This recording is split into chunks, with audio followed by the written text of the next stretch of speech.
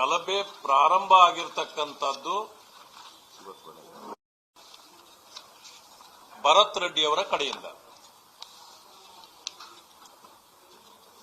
ಜನಾರ್ದನ್ ರೆಡ್ಡಿ ಅವರ ಮನೆಯ ಕಾಂಪೌಂಡ್ಗೆ ಹೋಗಿ ಇವರು ಹಾಕಿದಾಗ ಜನಾರ್ದನ್ ರೆಡ್ಡಿ ಅವರ ಅಲ್ಲಿ ಇಲ್ವೇ ಇಲ್ಲ, ಅವರಿಗೆ ಈ ಘಟನೆ ಗೊತ್ತೇ ಇಲ್ಲ. ಆದ್ರೆ ಗಲಭೆ ಪ್ರಾರಂಭ ಆಗಿರ್ತಕ್ಕಂಥದ್ದು ಹೊರಗಡೆ. ಇದು ಮುಂದುವರಿಬಾರದು ಅಂತೇಳಿ ಶ್ರೀರಾಮುಲು ಅವರು ಬಂದು ಅಲ್ಲಿ ಕೇಳಿರೋದು. ಅದನ್ನ ಪೊಲೀಸ್ನವರಿಗೆ ಕಂಪ್ಲೇಂಟ್ ಕೊಟ್ಟ ಮೇಲೆ ಬ್ಯಾನರ್ ಅನ್ನ ತೆರವುಗೊಳಿಸಿರೋದು ಪೊಲೀಸ್ನವರು ಮಾಡಿದ್ದು, ತೆರವುಗೊಳಿಸಿದ್ದು. ಅದಾದ್ಮೇಲೆ ಸತೀಶ್ ರೆಡ್ಡಿ ಕುರ್ಚಿ ತಗೊಂಡೋಗಿ ಅವರ ಕಾಂಪೌಂಡ್ ಅಲ್ಲಿ ಹಾಕೊಂಡು ಯಾರು ಬರ್ತಾರೋ ಬರ್ರಿ ನಾನು ನೋಡ್ತೀನಿ ಕಟ್ರಿ ಅಂತೇಳಿ ಅವರೇ ಕಟ್ಟಿಸಿದ್ದು. ಇದು ದುಂಡಾವರ್ತಿ ಅಲ್ವಾ? ಇದು ಮಾಡಿದ ಮೇಲೆ ಅಲ್ಲಿನ ಶಾಸಕರ ಸಪೋರ್ಟರ್ಸ್ ಎಲ್ಲ ಮಾಡಿದ ಮೇಲೆ ವಿಕೋಪಕ್ಕೆ ಹೋಗಿದೆ. ಶ್ರೀರಾಮುಲು ಅವರು ಬಂದು ಪ್ರಶ್ನೆ ಮಾಡಿ ಇದೆಲ್ಲ ಈ ರೀತಿ ಮಾಡೋದು ಬೇಡಪ್ಪ, ಸಾವಧಾನವಾಗಿ ಹೋಗೋಣ ಅಂತಂದ್ರೆ ಅವರನ್ನು ತಳ್ಳಾಡಿದ್ದಾರೆ. ಮೊದಲು ತಳ್ಳಾಡಿ ಮುಗಿದು ಆದ್ಮೇಲೆ ಗಲಭೆ ಆಗಿದ್ದನ್ನ ಇವರು ಗಂಗಾವತಿಯಲ್ಲಿದ್ರು, ಅಲ್ಲಿಗೆ ತಿಳಿಸಿದ ಮೇಲೆ ಅವರು ಗಂಗಾವತಿಯಿಂದ ಬಂದಿರತಕ್ಕಂಥದ್ದು ಜನಾರ್ದನ್ ರೆಡ್ಡಿ ಅವರಿಗೆ ಇದಕ್ಕೆ ಸಂಬಂಧವೇ ಇಲ್ಲ, ಗೊತ್ತೇ ಇಲ್ಲ. ಅಂದ್ರೆ ಇದು ಪೂರ್ವ ನಿಯೋಜಿತ ಗಲಭೆ ಮಾಡಲಿಕ್ಕೇನೆ ಪ್ರಾರಂಭ ಮಾಡ್ಕೊಂಡಿದ್ದು. ಯಾಕೆಂತಂದ್ರೆ ಕಾಂಗ್ರೆಸ್ ಗೋಂಡಾ ಸರ್ಕಾರ ಅಂತಕ್ಕಂಥದ್ದು ದೇಶಕ್ಕೆ ಗೊತ್ತು. ಇವರ ಗೋಂಡಾ ಸಂಸ್ಕೃತಿಯನ್ನ ಜನವರಿ ಮೊದಲ ದಿನ ಅಂದ್ರೆ ವರ್ಷದ ಮೊದಲ ದಿನವೇ ರುಚಿಯನ್ನ ತೋರಿಸುವ ಮೂಲಕ ಮುಂದೆ ವರ್ಷ ಪೂರ್ತಿ ಇನ್ನು ಮುಂದೆ ವರ್ಷ ನಾವು ಹೇಗಿರಬೇಕು ಅನ್ನೋದನ್ನ ಇವತ್ತು ತೋರಿಸಿದ್ದಾರೆ. ಒಂದು ಜೀವವನ್ನ ಬಲಿ ತೆಗೆದುಕೊಳ್ಳೋದ್ರ ಮೂಲಕ ರಾಜ್ಯಕ್ಕೆ ಒಂದು ಸಂದೇಶವನ್ನು ಕೊಟ್ಟಿದ್ದಾರೆ. ಗೂಂಡಾ ರಾಜ್ಯ ಇವತ್ತಿಂದ ಹೀಗೆ ಇರುತ್ತೆ ಅಂತಕ್ಕಂಥದ್ದನ್ನ. ಎಲ್ಲಕ್ಕಿಂತ ಮಿಗಿಲಾಗಿ ಕಂಪ್ಲೇಂಟ್ ಯಾರ ಮೇಲೆ ಆಗಬೇಕು? ಶಾಸಕ ಮತ್ತು ಅವರ ಸಹಪಾಠಿಗಳ ಜೊತೆಯಲ್ಲಿ ಅವರ ವಿರುದ್ಧವಾಗಿ ಆಗಬೇಕು. ಆದ್ರೆ ಪ್ರಯತ್ನ ಆಗ್ತಾ ಇರೋದೇನು? ಜನಾರ್ದನ್ ರೆಡ್ಡಿ ಮತ್ತು ಶ್ರೀರಾಮುಲು ಅವರು ಯಾವ ರೀತಿ ಇದರಲ್ಲಿ ಭಾಗಿಯಾಗಿದ್ದಾರೆ? ಗುಂಡು ಹಾರಿಸಿದ್ಯಾರು?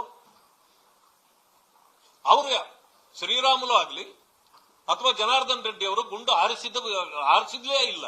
ಇವರು ಸಂಬಂಧವೇ ಇಲ್ಲ. ಪೊಲೀಸ್ನವರು ಗಾಳಿಯಲ್ಲಿ ಗುಂಡು ಹಾರಿಸಿದ್ರು.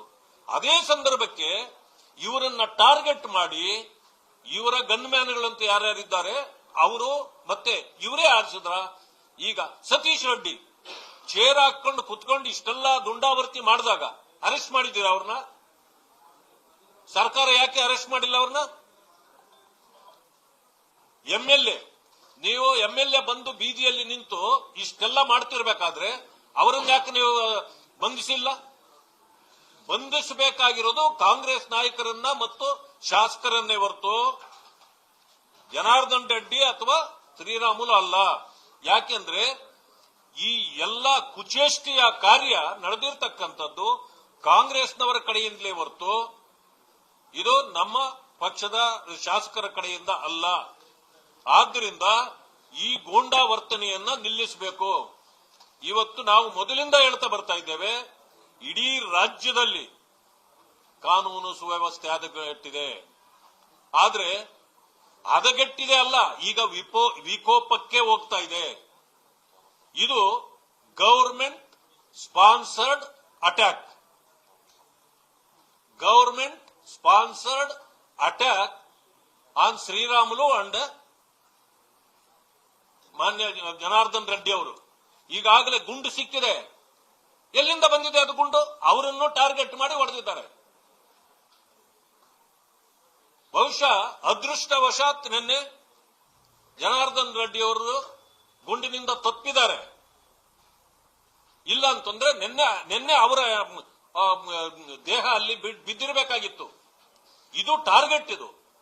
ಆದ್ರಿಂದ ತಕ್ಷಣ ಭರತ್ ರೆಡ್ಡಿ ಅವರನ್ನು ಅರೆಸ್ಟ್ ಮಾಡಬೇಕು, ಸುಧಾಕರ್ ರೆಡ್ಡಿ ಅವರನ್ನು ಅರೆಸ್ಟ್ ಮಾಡಬೇಕು, ಕಾನೂನು ಕ್ರಮ ಜರುಗಿಸಬೇಕು. ಆಮೇಲೆ ಶ್ರೀರಾಮುಲು ಅವರಿಗೆ, ಜನಾರ್ದನ್ ರೆಡ್ಡಿ ಅವರಿಗೆ ಸಂಪೂರ್ಣ ರಕ್ಷಣೆ ಕೊಡಬೇಕು. ಸರ್ಕಾರ ಇದು ಮಾಡಲಿಲ್ಲ ಅಂತಂದ್ರೆ ಇದು ಸರ್ಕಾರವೇ ಇವರನ್ನ ಟಾರ್ಗೆಟ್ ಮಾಡಿದೆ ಅಂತಕ್ಕಂಥದ್ದನ್ನ ಸರ್ಕಾರ ಒಪ್ಕೊಳ್ಬೇಕಾಗತ್ತೆ. ಕಾನೂನು ಕ್ರಮ ಜರುಗಿಸಬೇಕು. ಇದು ಇನ್ವೆಸ್ಟಿಗೇಷನ್ ಆಗಬೇಕು. ಸತ್ಯಾಸತ್ಯತೆಗಳು ಹೊರಗೆ ಬರಬೇಕಂತಂದ್ರೆ ಇದು ಆಗಬೇಕು. ಸರ್ಕಾರ ಇದರ ಹೊಣೆಯನ್ನ ಒತ್ಕೊಳ್ಬೇಕು. ಇದುವರೆಗೂ ಯಾರನ್ನು ಅರೆಸ್ಟ್ ಮಾಡಿಲ್ಲ ಅಂತಂದ್ರೆ it is really target by government.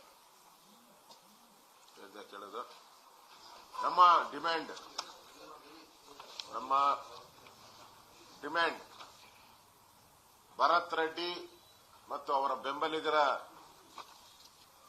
ಪ್ರಚೋದನೆಯಿಂದನೇ ಆಗಿರೋದು. ನೇರವಾಗಿ ಈ ಸಾವಿಗೆ ಭರತ್ ರೆಡ್ಡಿನೇ ಕಾರಣ. ಕೂಡಲೇ ಅವ್ರನ್ನ ಬಂಧಿಸಬೇಕು. ಮತ್ತು ಅಕ್ರಮವಾಗಿ ಜನಾರ್ದನ್ ರೆಡ್ಡಿ ಮನೆ ಮೇಲೆ ನುಗ್ಗಿರುವಂತದ್ದು ಯಾರ್ಯಾರು ಅವ್ರ ಬೆಂಬಲಿಗರಿದಾರೋ ಅವ್ರನ್ನೆಲ್ಲರನ್ನೂ ಕೂಡ ಇಮಿಡಿಯೇಟ್ ಆಗಿ ಗೂಂಡಾ ಕಾಯ್ದೆ ಅಡಿಯಲ್ಲಿ ಅವ್ರನ್ನೆಲ್ಲರನ್ನೂ ಬಂಧಿಸಬೇಕು. ಮತ್ತು ಜನಾರ್ದನ್ ರೆಡ್ಡಿ ಮತ್ತು ಶ್ರೀರಾಮುಲು ಅವರಿಗೆ ಕೂಡಲೇ ಅವರ ಪ್ರಾಣಕ್ಕೆ ಅಪಾಯ ಇರೋದ್ರಿಂದ ಅವರಿಗೆ ಕೂಡಲೇ ಪೊಲೀಸ್ ರಕ್ಷಣೆ ಕೊಡಬೇಕು ಅವರಿಗೆ. ಮತ್ತು ಇದನ್ನ ನ್ಯಾಯಾಂಗ ತನಿಖೆ ಮಾಡಬೇಕು ಅನ್ನೋ ಆಗ್ರಹವನ್ನ ನಾನು ಮಾಡ್ತಾ ಇದ್ದೀನಿ.